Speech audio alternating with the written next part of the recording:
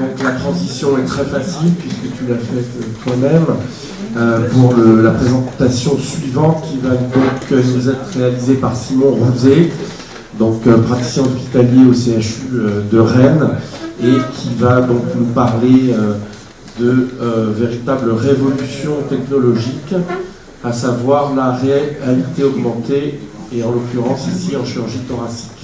Merci d'avoir accepté aussi également cette présentation avec toute l'équipe de Rennes.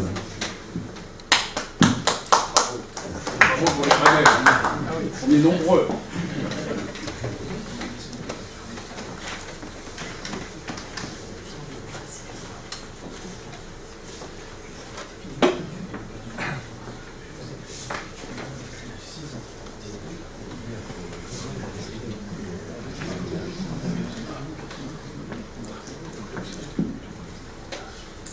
Monsieur le Président, Monsieur le modérateur, cher maître.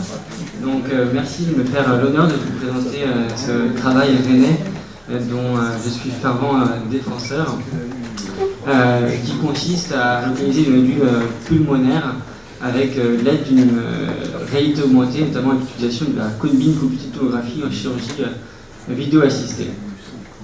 Donc les programmes de dépistage, notamment mis en place en Amérique du Nord, ont montré leur efficacité dans le traitement du cancer du poumon, et ces programmes de dépistage vont conduire à une forte augmentation du diagnostic de nodules pulmonaires d'histologie indéterminée.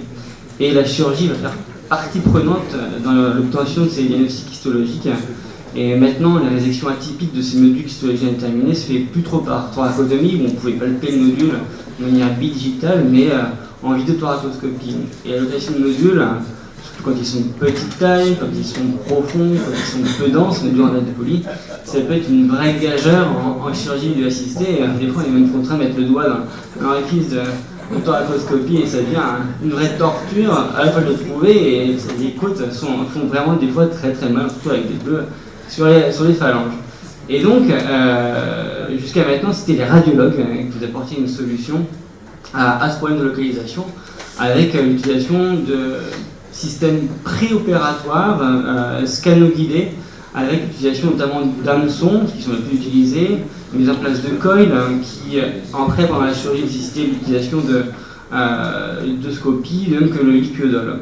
Et ces procédures sont préopératoires, invasives, posent des problèmes organisationnels, en plus de poser des problèmes de complications ou même d'efficacité. Par exemple, pour cette belle méta-analyse de début de cette année, on a quand même 6% d'échecs d'utilisation de l'hameçon, parce que des fois l'hameçon, en retrouvant chassé dans la paroi thoracique, quand il n'est pas tombé dans le cul-de-sac pleural, ou même parce qu'on voit que le point d'entrée de l'hameçon, on se dit il est bien, mais en fait le nodule il est bien plus loin, parce qu'il y a 5 cm d'hameçon, et on se rend compte qu'on a soit pas de nodule, soit on a coupé le nodule en deux, donc ce qui est plus que problématique.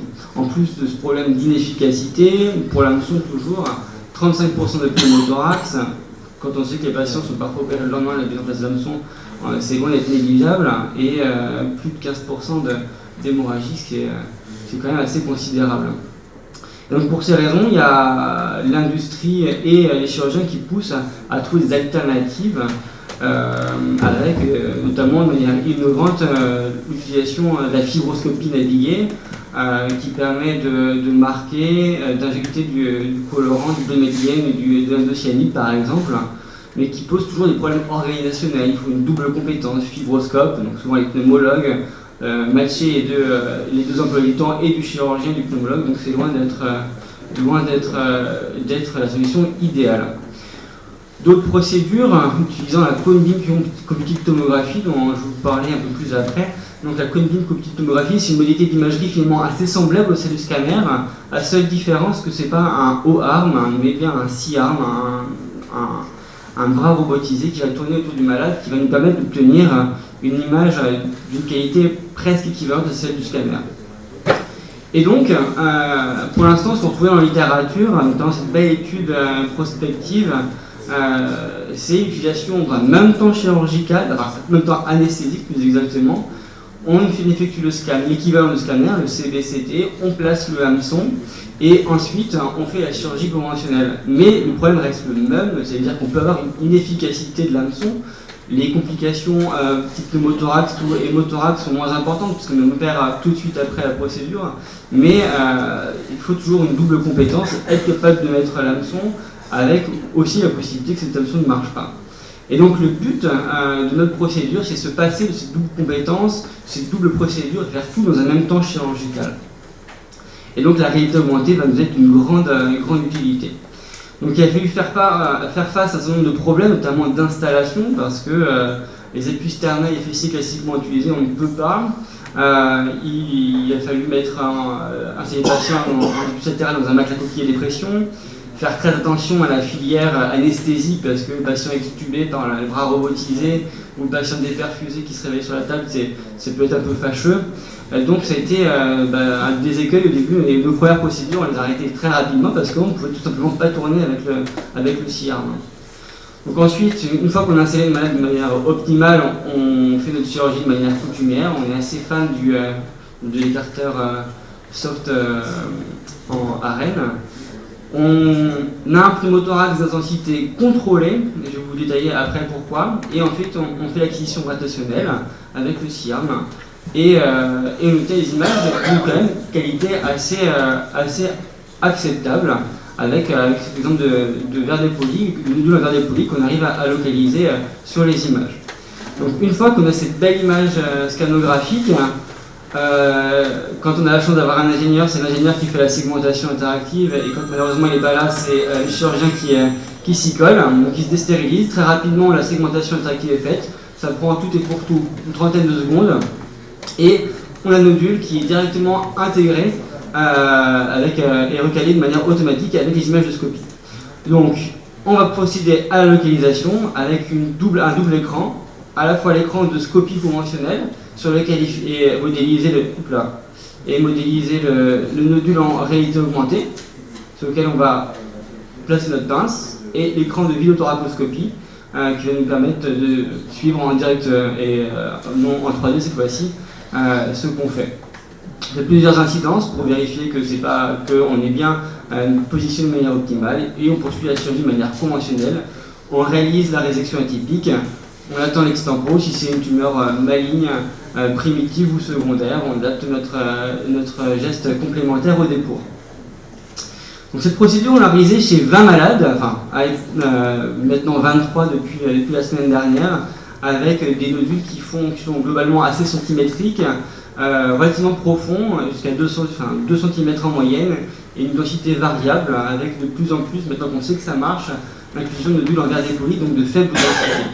Les temps de scopie sont assez restreints, moins de 2 minutes, et le temps de localisation entre le moment où on fait l'acquisition rotationnelle et le moment où on est sûr qu'on a un nodule dans notre pince, c'est moins d'une douzaine de minutes, donc ce qui est quand même assez intéressant pour des nodules dont on sait qu'ils sont parfois machiavéliques à retrouver. Donc pour la plupart, près de 2 tiers des malades, des résections atypiques, wedge curage, s'agissant de lésions secondaires pour la plupart, avec des temps opératoires de 107 minutes, mais un peu grévé par le temps d'attente de l'extempo, qui est un autre bâtiment et qui peut parfois être assez long à obtenir. Donc les résultats de cette procédure sont intéressants parce que c'est une procédure qui est faisable manifestement, on a des belles images, on a une belle localisation, et c'est fiable puisque à la limite des 20 malades qui ont été inclus, des 23 maintenant, on a 100% de réussite de notre localisation. Aucune complication n'est directement liée à cette procédure de localisation parce que c'est non invasif, parce que la seule chose qui change d'une procédure conventionnelle, c'est l'utilisation d'une irradiation. Irradiation qui est somme toute acceptable, qui correspond à peu près à la moitié d'un scanner conventionnel. Quand on sait le nombre de scanners qu'a un patient en diagnostic et en suivi d'un cancer bronchopulmonaire, ça reste somme toute assez acceptable. Et un autre aspect très intéressant de cette procédure, comme je disais, c'est que c'est une seule procédure. Il n'y a pas de problème d'organisation, de faire correspondre l'emploi du temps du radiologue ou du chirurgien. Il ne faut pas une procédure la veille en se disant que peut-être le nodule va se déplacer, va tomber, ou que le patient va saigner. Donc on est rassuré, on a en direct live notre localisation et qui est efficace. Bon, après, ça reste un travail qui est limité en premier lieu par l'utilisation de la salle hybride, parce que c'est non seulement un coût considérable d'avoir une salle hybride, maintenant il y en a de plus en plus dans les structures privées, mais voilà, jusqu'à maintenant c'était surtout dans les structures de recherche, les CHU, et en plus c'est des salles qui sont extrêmement utilisées par les chirurgiens vasculaires, les cardiologues, les chorégraphistes, les rythmologues, et les chirurgiens cardiaques avec l'avènement des d'avis avec les cardiologues. Donc c'est une limite majeure, je dirais, à cette procédure. Une autre limite, c'est la mobilisation du poumon, parce qu'on a fait l'acquisition rotationnelle, notre CBCT, on l'obtient avec un pneumothorax limité, qui peut être évolutif, avec un poumon qui a une configuration bien définie. Dès qu'on va le toucher, dès qu'on va le mobiliser, notre CBCT ne sera plus optimal, et enfin, ne correspondra plus exactement à la réalité. Le poumon a quand même une certaine mémoire, il n'est pas tout à fait plastique, il est un petit peu élastique. Donc on fait très attention à toucher le moins possible le poumon et être sûr qu'on obtient c'est placé de manière optimale avant de commencer à le mobiliser et vérifier l'obligation de nodule. Outre ces deux premières limites sur lesquelles malheureusement on peut pour l'instant pas trop agir, on est aussi tributaire de la qualité des images. Comme je disais, l'importance du pneumothorax est fondamentale parce que quand on a un pneumothorax qui est complet, comme ici à gauche, on a un poumon qui se densifie de manière considérable, pour lequel l'interprétation des images est considérablement altérée. À droite, par contre, on a un pneumothorax qui est optimal, qu'on obtient un insufflant d'oxygène en général aux alentours de 4 minutes dans la sonde d'exclusion. Et on voit bien que sur l'image de gauche, qui correspondait à la même image en vidéo, on voit bien qu'on a une image ininterprétable. Si on avait un nodule lobaire inférieur, là on ne peut clairement pas le distinguer, surtout si c'est du verre dépoli. À droite, on a une belle image optimale. Et pareil, le verre dépoli, même si on a un pneumothorax d'intensité modérée, la densification du parenchyme qui est liée à ce pneumothorax peut gêner l'obligation du nodule. C'est pour ça qu'on met en place des systèmes de recalage avec mon laboratoire de recherche et des ingénieurs, des mathématiciens qui font des systèmes de recalage automatique en se basant sur les structures internes, les surfaces du poumon, qui permettent, même si sur les images de CBCT on n'est pas capable de distinguer le nodule, de prédire en fonction des déformations du poumon où se situera le nodule potentiellement. Donc voilà, c'est un travail préliminaire, il n'y a que 20 malades, ça reste de la recherche, mais qui paraît applicable et utilisable en pratique courante. Mais il y a des améliorations qui seront à apporter bien évidemment sur la segmentation, c'est bien que ce soit automatique, que le chirurgien ou l'ingénieur n'est pas forcément en salle pour le faire, et surtout la chose sur laquelle on va agir et on travaille ardemment, c'est se passer complètement l'écran de scopie et tout intégrer sur la vidéothoracoscopie, mettre le nodule, et une fois qu'on aura réussi à mettre le nodule, mettre les structures d'intérêt, comme le disait le docteur Bernat, mettre la veine, l'artère, les bronches et pouvoir guider le geste du chirurgien. Et ça, on est à deux doigts de pouvoir le faire.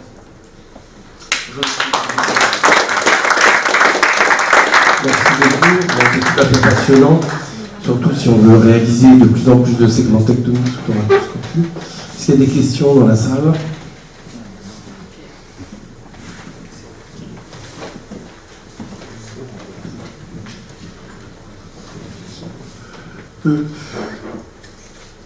Une toute petite question. Pourquoi l'échographie sous thoracoscopie ne peut pas être perfectionnée et être en compétition avec Ça l'est. Il y a des équipes, notamment nord-américaines, au Canada, à Montréal, qui sont des fervents défenseurs de l'utilisation de l'échographie. La limite étant qu'il faut un pneumothorax qui est vraiment optimal, un poumon qui n'est absolument pas emphysémateux. La manipulation de la sonde n'est pas forcément aisée, pouvoir balayer toute la parenchyme pulmonaire à travers un orifice de thoracoscopie, pour l'avoir vu, c'est extrêmement complexe et contrairement à ce qui est dit dans les papiers, ça reste extrêmement opérateur dépendant. Et donc sur cette procédure, il y a juste à être capable d'appuyer sur la pédale de scopie, suivre deux écrans en même temps, donc c'est à la portée de tout le monde.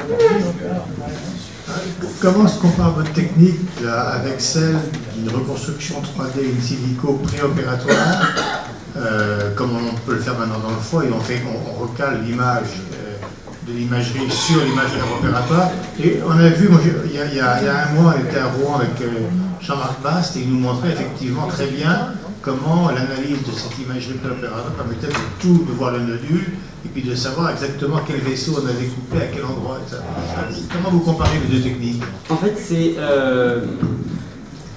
la limite par rapport à la chirurgie hépatique, l'utilisation stricte des images préopératoires, c'est l'existence du pneumothorax. Parce que ça altère considérablement notre perception et la configuration du poumon pendant la procédure.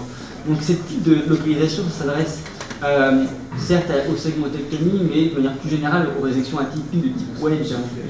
Parce que grâce à une expertise, des connaissances anatomiques, une dissection optimale, on arrive à faire une segmentectomie et on suppose que le nodule se situe à ce niveau-là. Parce que là, il n'y a pas besoin de faire une dissection aussi poussée, aussi précise, et on peut faire un wedge entre guillemets plus approximatif en disant mon nodule est dedans, je vais localiser le site là. Une question sur la salle hybride, elle est remplie à 100% à Rennes? 200%. 200%. Donc vous avez besoin d'une deuxième salle hybride? Oui, et c'est plus comme pour parler, cette construction est imminente. Il faudra dire ça au directeur de la PHP.